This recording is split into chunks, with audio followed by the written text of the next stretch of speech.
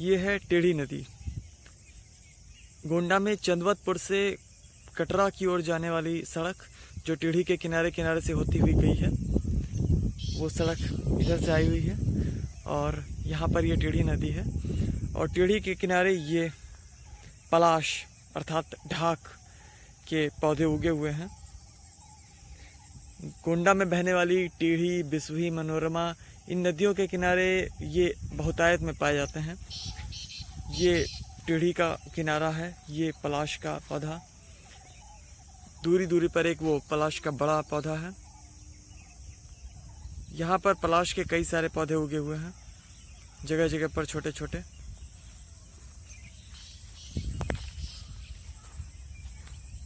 ये जमीन जोती नहीं जाती है, ये खाली पड़ी हुई है। इस वजह से यहाँ पर ये पलाश के पौधे उगे हुए हैं। अगर कई वर्षों तक इसको यूं ही छोड़ दिया जाए तो कुछ ही वर्षों में ये पलाश के जो पौधे हैं ये बड़े हो जाएंगे और इस जगह पर एक पलाश के वन के रूप में ले लेंगे। इसी तरह से आमतौर पर कई जगहों पर देखा जाता है टेढ़ी, मनोरमा नदियों के किनारे कि पलाश के छोटे छोटे जंगल पहले से मौजूद हैं। तो वो इसी तरह से विकसित हुए हैं, प्राकृतिक रूप से ये उगते रहते हैं और बढ़ते बढ़ते छोटे छोटे वन का रूप लेते रहते हैं। ये बेहद ज़रूरी वन होते हैं जो नदियों का संरक्षण करते हैं।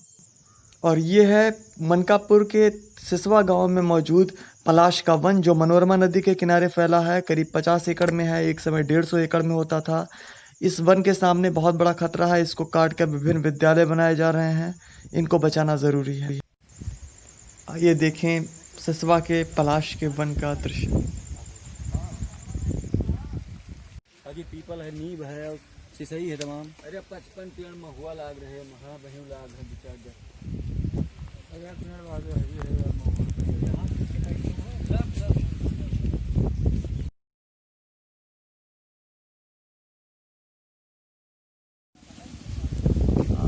मैं अभिषेक दुबे हूँ। हम लोग मनकापुर तहसील के अंतर्गत सिसवा गांव में है, जहाँ पर चारों ओर ये पलाश का जंगल आप देख रहे हैं। ये दोनों तरफ, इस तरफ भी ये पलाश का जंगल ही था। करीब 5 एकड़ ज़मीन में जो पलाश के जंगल थे, सैकड़ों पेड़ थे पलाश के, पीपल के, नीम के, बबूल के। उनको काट कर यहाँ पर जयप्रकाश नारायण विद्यालय बनवाया जा रहा है।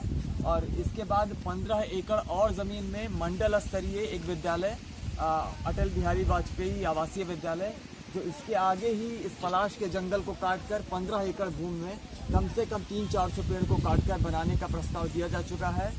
ये ज़मीन भी पिछले 2-3 दिनों में ही ये खतौनी में दर्ज हो गई है उस विद्यालय के नाम। और प्रशासन अब इस जंगल को भी काटना चाह रहा है और काटने की पूरी तैयारी हो चुकी है। आज यहाँ पर हम लोग इसी बारे में चर्चा का आयोजन कर रहे हैं। बहुत से ग्रामीण यहाँ पर इकट्ठा हैं और आप देख सकते हैं बहुत से लोग आगे बढ़े हुए हैं, इस तरफ भी कुछ लोग इकट्ठा हैं। और हम लोग इस बारे में चर्चा करेंगे कि कैसे हम लोग इस जंगल को बचा पाएँ, कैसे यहाँ के लोग जो इस जंगल से जुड़े हुए हैं, जिनकी जड़ें इस जंगल से जुड़ी हुई हैं। अभी कुछ ग्रामीण बता रहे थे कि यहाँ पर जंगल में बहुत से गौवंश रहते थे, जिनको यहाँ पर भोजन मिलता था और यहाँ पर उनको आसरा मिलता था और वो हमेशा ही बने रहते थे। पर जंगल के कटने की वजह से अब वो निकल कर खेतों की ओर जा रहे हैं और उनके खेत जो है, उनकी फसलें जो है वो नष्ट हो रही हैं और किसानों को भारी नुकसान हो रहा है। ग्रामीणों ने ही बताया कि यहाँ पर जो पलाश के पत्ते हैं, बड़े बड़े पत्ते होते हैं और इनका इस्तेमाल लोग दोना बनाने में और चाट वगैरह के इस तरह से दोने में इस्तेमाल करते हैं।